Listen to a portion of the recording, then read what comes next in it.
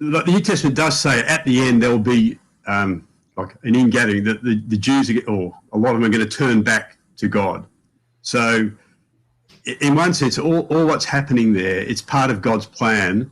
So it's not that Israel's the good guys and they have a right to the place, but God's working out his plan, and at the end, Jesus is going to return, and like in Romans 11 and 12. Palestine. Sorry? Does that have anything to do with what's happening in Palestine? What you just said? Well, just that it's all heading up towards the end, when Jesus returns. And so it's part of God's plan, but it doesn't mean that Israel's got the right to go and kill people or whatever. So it's part of God's plan. So you against Israel or for Israel? Probably slightly more for than against. Okay. Like it's all tied in with the Holocaust.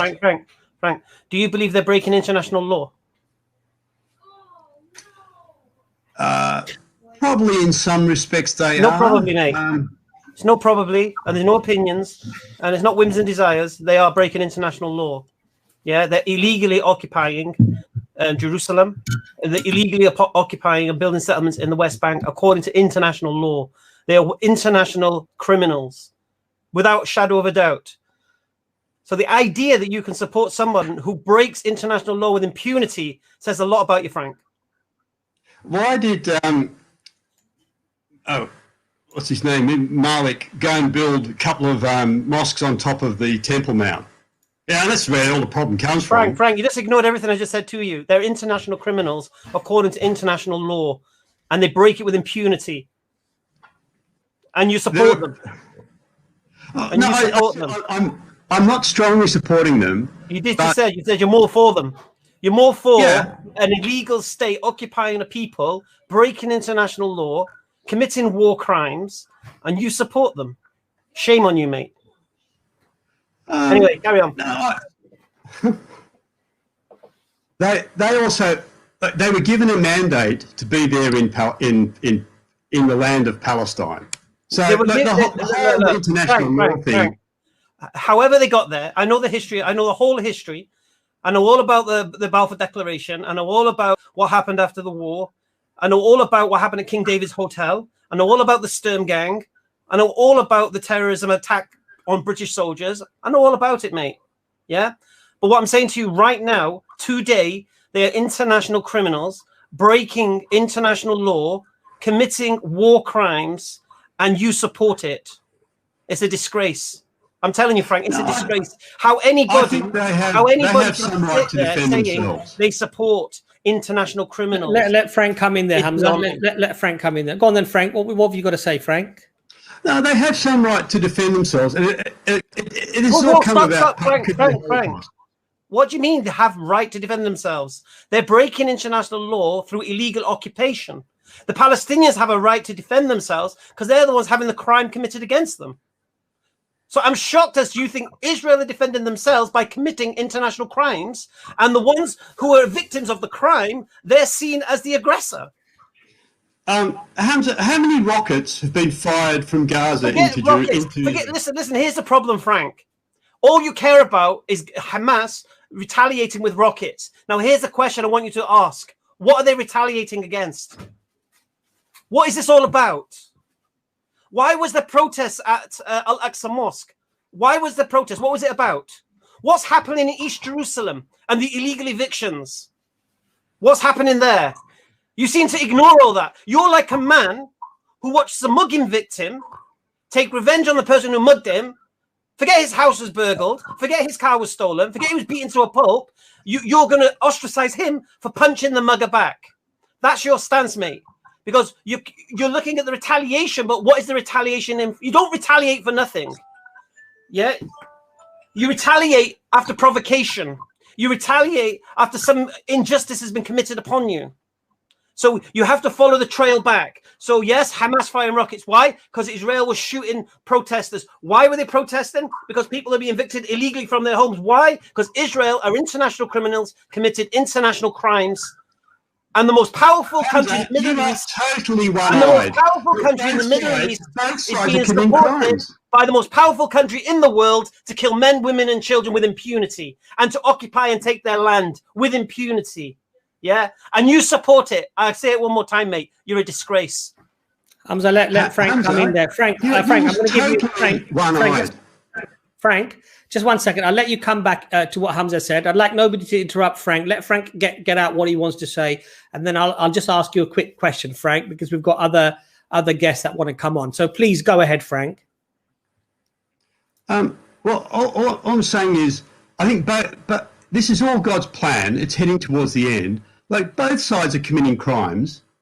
I do not see that the Palestinians have a right to take back that land by force. And the Jews are there because of what happened in the Holocaust. Like, it's all a sequence of bad things that have happened. But I think they have some right to defend themselves. That's all I would say. But Frank, that's not what I came on the stream for today. Frank, I'd like to ask you a quick question. The Palestinians have a right to defend themselves. Hamza, just one second. Just 1 second. Yeah. The Palestinians have a right to defend themselves. Sorry? Do Palestinians have a right to defend themselves? Well, they do, yeah. Right. So if Israel defend themselves with bombs, are the Palestinians allowed to defend themselves with bombs? Look, all killing, it's all violence, it's all murder, it's all bad. But as I'm saying, it's all leading to the end. Okay, Frank, can I just ask you a question, Frank? And at the end, and I think even you agree with this, that Jesus is going to come back and restore. Frank, before we move on to that, under United Nations regulations, which, by the way, pretty much every country in the world has signed up to and agree. There's practically unanimous agreement on what I'm about to tell you. Targeting of civilians, indiscriminate force, knocking down domestic buildings that are non-military, using excessive force, disproportionate force. These are all acts under United Nations regulations, widely agreed to be war crimes. Now, Amnesty International, Human Rights Watch, Bet Selem, which is a Jewish organization, and pretty much most of the world who have passed more than 70, 80 resolutions against Israel, they all recognize this as war crimes against the Palestinian people. Can you just answer this question, Frank? Are they all wrong?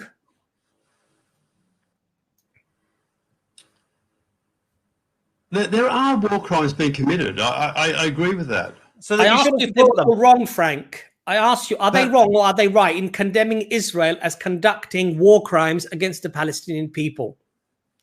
Well, it depends specifically on which crimes, because, like, there are so many United Nations resolutions in the Assembly against Israel.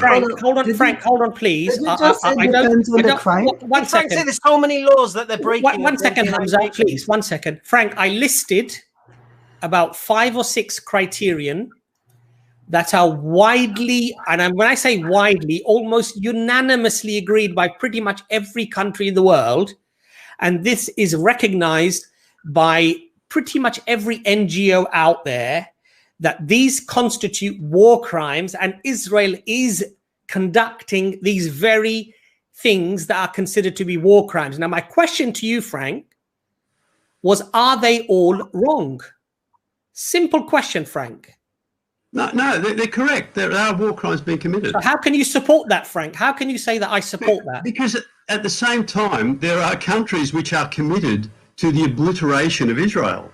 So you support the war crimes, Frank? Frank, you're just talking nonsense now, mate. We're talking about the war crimes of Israel. We're talking about the war crimes of Israel. It's being bad. The whole thing is an evil situation. It's. So, as a Christian, how do you support people committing war crimes? Where'd you get this from? Sorry, I didn't. Anyway, let him talk about what he wants to talk about. Ijaz and Nazem, would you like to come in there at all? Okay, Frank. You know this is the worrying thing for me. You see, because I'm told God is love by Christians. I'm told turn the other cheek by Christians. I'm told that you Muslims are the violent ones. We're the good guys because we are talking about love. I really don't see the love in what you're saying, Frank, quite frankly. I really don't see the love. What I see is that you are limited to how and what you can say based upon a Bible that you believe is the literal word of God, which somehow you have to try to justify any action as long as that prophecy you feel is accomplished. And I think our opening remarks of how, unfortunately, and I emphasize this point, so please don't take this out of context. Some of our Christian brothers and sisters are supporting, in effect, what amounts to, under international law. And these are, by the way, Frank, the majority of these laws were set up by Christian countries, by Christians. And in 1947, 1948, the United Nations basically said that these crimes are considered to be war crimes. Now, we're not saying, Frank, we're not saying that when Palestinians target Israelis indiscriminately, killing civilians, that's okay. Because we would not accept that either, Frank. But the problem you have, you know, I was listening to the political scientist, Professor Norman Finkelstein, earlier today, because he was on a stream with Brother Jake. And you know what he said? Something very interesting. He said, would you say that the Nazi guards that were guarding the Jews when they were annihilating them and killing them, that the Jews had no right to self-defense against them? And that's the preposterous comments. That's the preposterous, preposterous nature of this argument. You know, Frank, you mentioned one thing, and I'm sorry to go on here. You mentioned rockets. You mentioned rockets, Frank. In Operation Cast Lead or Protective Edge, it was one of the last one that they had. Professor Norman Finkelstein quoted Israeli statistics. And he mentioned there were over 4,700 rockets fired by Hamas against Israel.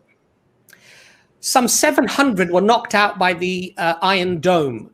They reckon that around 4,000 got through to Israel. Do you know how many homes in Israel were destroyed, Frank? Have a guess. It was much less than 4,000.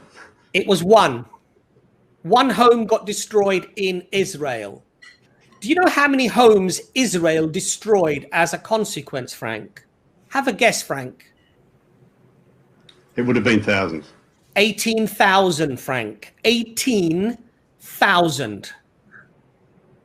That's a war crime, Frank. I'm not saying it.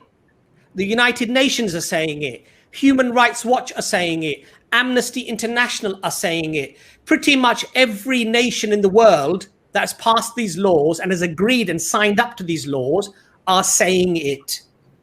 But guess what, Frank? You support that. I find that shocking. Utterly shocking. When I'm saying I'm supporting it, I support Israel's right to exist. But before the formation of Israel, do you know how many Jews lived across the Middle East or around other countries in the Middle East? There was something like 800,000 scattered all across North Africa, throughout the Middle East. That after Israel was formed, they were all forced out of their lands, Frank, back to Israel, and Frank, you're mixing up. Frank, you're mixing up your Christian legacy, Frank. It wasn't the Muslims that killed the Jews. Abbas, 1 second. Hamza, just before you come in there, I'm going to just quote Rabbi Wasterstein, and I know that you've often quoted him, Hamza, as well. This is from the Jewish Chronicle, by the way, Frank, from the Jewish Chronicle. It says, Islam saved Jewry. This is an unpopular, discomforting claim in the modern world, but it is historical truth. The argument for it is double. First, in 570, when the Prophet Muhammad, peace be upon him, was born, the Jews and Judaism were on the way of oblivion. And second, the coming of Islam saved them. You're mixing up Christian history with Islamic history, Frank. Yeah. That's the problem. Sorry, Hamza, go on. Yeah. No, I was going to say, Frank, no Israelis or Jews were forced out of their home to go to Israel. Yeah? They were invited by Israel. They were paid to come to Israel to rebuild the state. This is what they were doing. There was no one forced. If you go to Morocco now, there's massive Jewish populations there. Why? Why is there so many Jews in Morocco? Do you know the answer to that question, Frank? It was one of the countries that didn't persecute them as much. No, that's not why they're in Morocco. I'll explain to you why they're in Morocco. Because during when the Muslims were in Andalusia protecting the Jews for 800 years, when protecting them from who is the first question? Protecting them from Christian slaughter and from Christian conversion. Yeah. Who protected them? The Muslims did. Okay. For 800 years. When the Queen Isabella and Ferdinand raised a massive army to finally defeat the Muslims and push them back out of Andalusia, the Muslims retreated to Spain. And you know what happened? The Jews said, can we come with you? From Spain to Morocco. And the Jews said, can we come with you? Yeah, because the Jews were protected under the Islamic State in Andalusia. And they were free to practice their religion, and their religion flourished under the protection of Islam. And when the Muslims had to retreat out of Andalusia, they give them the jizya back. They said, we can't protect you no more. These armies are too big. And the Jews said, let us come with you. And that is why prior to the creation and the formation of Israel, one of the greatest populations of Jews you'll find are in Morocco. Yeah, this is why, not because, Moroccans didn't persecute them. It's because they were protected there. It was Christians who slaughtered Jews in history. And the idea after the formation of Israel that all Jews were forced out of their countries to go there, I don't know who's teaching you history, mate, because that's not what happened. And today, a Palestinian who was forced off his land has no right to return. But anyone who is a Jew in the world today can get a paid flight to Israel by the government and can set up home there on another people's land. And the ones doing the invitation to these people are committing war crimes with impunity, as explained by Brother Abbas. Yeah. And they're oppressed and they're breaking international law. Now, remember this. Remember when we invaded Iraq? Do you know why Iraq was invaded? Because it broke one material United Nations resolution, a material breach. Not even fully broke a United Nations resolution, just a material breach, just an excuse to go in. Do you know how many United Nations resolutions Israel ignore? They're war criminals and the international criminals. And there's no way you as a Christian can stand there and say, I support this. Now, maybe you didn't know the history, or maybe you don't know the facts. This is the reality, Frank. And truly, I would reflect on what you've said today, reflect on what's been said to you today, and go and look and think, wait a minute, am I on the right side here? Because I'm telling you, you're going to realize soon enough. Just go on social media. Look, all the Palestinians have got phones. Everything's going on TikTok, WhatsApp. You're seeing what's happening to them. Look what the Jews say about Christians there. We killed your Christ, mocking. The Christians are being persecuted just as much in Israel, mate. Just as much in Jerusalem. I acknowledge that, but I'm just saying, if this is part of God's plan, and at the end Jesus is going to return. Frank, forget this part of God's plan. The Jews don't believe it's part of God's plan. The Jews, practicing Jews, say they don't have a homeland, they don't have a state, they never were given a capital, they've been destined to wander the earth homeless. That's from the Jewish religion. Until the second coming of what they say is the Messiah. And at that point, they believe that will be awarded. That's why a lot of Orthodox Jews in this country actually stand with the Palestinians, because they argue that from their understanding of biblical law, from the Torah, that they're not supposed to have a state now, Frank. Anyway, I'd like Imran, Brother Ijaz and Brother Nazem to get a chance to come in there, because obviously I've got rather passionate. Frank, I don't normally get so passionate about a subject, and we've had discussions previously as well, Frank, and I don't normally get so passionate about it. But Frank, to be really honest, I was somewhat taken back, really, when you said I support Israel more than I support the Palestinians. That really, Frank, I'll be honest with you, Frank. Holocaust. Frank, that really upset me. People on earth have had a nation rise up and try to completely obliterate them. Now, there were 6 million Jews killed during the war. By Christians, by Christians, Frank, not by Muslims. Sorry? But that was done by Christians, not by Muslims, Frank. It wasn't done by Christians, I can assure you. It was done by Western Christian. Yeah, it was done by Western nations, yeah. Frank, excuse me, it was done by Western. Whether they behaved like Christians or they didn't behave like Christians, I would actually be honest as a Muslim, and I would say that they certainly did not follow the teachings of Jesus, peace be upon him. But to argue that these were not Christian countries is quite frankly a lie. But I'd let Imran and Nazam and Ijaz come in there. Assalamu guys, I just want to say salam. Apologies for my lateness. Are you guys doing okay? We're on this sensitive topic, and we see Frank. How are you guys doing? You well? You had a good Eid? The discussion, you probably heard it. The discussion really is whether the actions of Israel can in any shape or form be justified. And when Hamza asked Frank, who do you support in this conflict?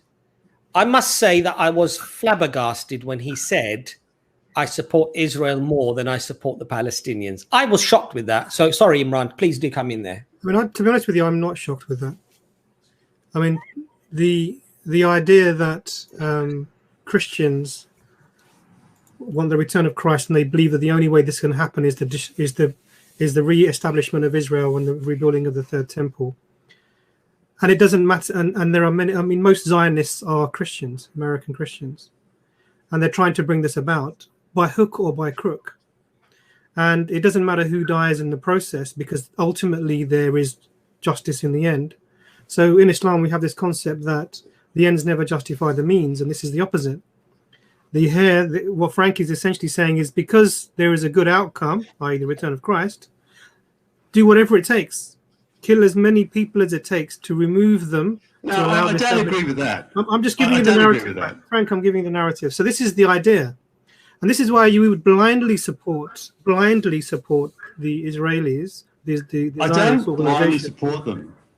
It's to say that you would support, the Israeli rule as opposed to the Palestinians' right to have their own state in any conflict is that blind following. Literally, is that blind following? If I said to you, were the Americans right to come and annihilate the 96% of the population of Native Americans, what would you say? Were the English right to do that? They weren't, of course not. Okay. Were the Australians right to go into Australia and annihilate? I mean, now we have small, tiny populations of Aboriginals. Literally, they're beset with illnesses, with alcoholism, unemployment. Was it right for the English to send their prisoners of war to Australia for them? Not even prisoners of war, mate. Prisoners, just thieves. Not prisoners of war. Absolutely, you're right. So to send them to this continent to annihilate the people who were living there, was that ever right to do that? Actually, look, we're getting so far off the topic now, but I can talk a lot on that subject. The reason is it's a principle. We're establishing a principle. Now, the principle is that you can't take over a land and destroy the indigenous population. You can't do that.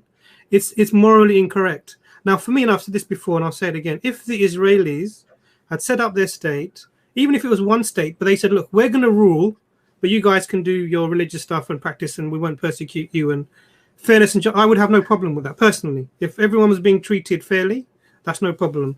But what we have is the same principle of Western colonization of other indigenous people, where you go in, annihilate everyone, rule them, divide and conquer them, separate them out. We had this in South Africa. We had this in Zimbabwe.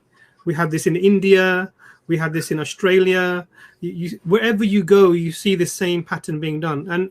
And Israel is frankly a Western colony in the Middle East, because even the Jews who are from backgrounds where their skin color is dark are persecuted within that region.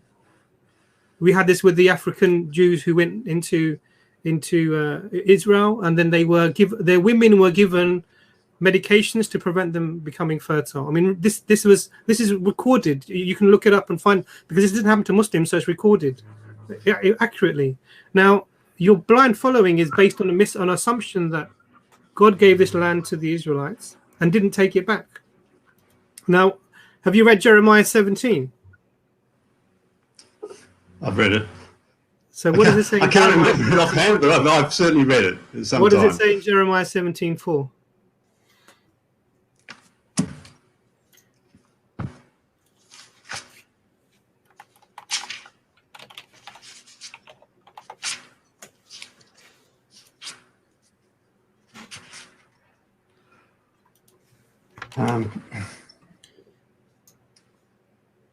Through your own fault, you will lose the inheritance I gave you. I will enslave you to your enemies in a land you do not know, for you have kindled my anger, and it will burn forever. Okay, so this is, if I remember rightly, the post-Babylonian exile. Now, what's being said here is that the group, the children of Israel, have kindled God's anger, and it will burn forever. And the punishment for that was given prior to that. That you, through your own fault, you will lose your inheritance that I gave you, and I will enslave you to your enemies in a land you do not know. Now, this is an anger that's going to burn forever. Do you think forever means a couple of thousand years, or more than that? Israel was told that they would be driven out of their land if they sinned against God. But they were to be regathered. So there are numerous things about them being regathered, and some of that was applying back then after the exile. Frank, this is the thing. This is why I'm asking you about the meaning of words, right? So even here it says, "You have kindled my anger, and it will burn forever." Now I would say forever means forever. I mean, if you disagree that forever means forever, that's a different thing entirely. Now, there's direct evidence, even in your narrative that you believe. I don't necessarily believe in everything that's written in the Bible that you hold, but the idea that this is somehow a land that's promised, and you can do whatever you like to the people. I mean, imagine this. Obviously the Canaanites were there for 3,500 years before even the Israelites arrived. Moses wasn't able to make it through, peace be upon him, make it through to Israel according to the narrative because of the worshipping of the golden calf. So they wandered around for a generation in the desert. This is the narrative that's provided. And there are many Jews who say that we are not meant to be in Israel until we are actually, until certain things are fulfilled. And Abbas sort of referred to some of this. Now, the idea that you're going to use unjust means to bring about justice is the problem here. Now, I would say that if Jesus were to return and see the injustice, he would act justly, and he would hold you accountable, which is why many people on that day will call him Lord, Lord. Did we not prophesy in your name and do great wonders in your name? And he will reject you because you weren't doing the things that he had taught and expected you to do. And this is part of it, the injustice of the scenario. You can't go into a land, whether that's Australia, whether that's America, whether that's Africa, wherever that might be, and annihilate the indigenous population to take it over. You can't do that.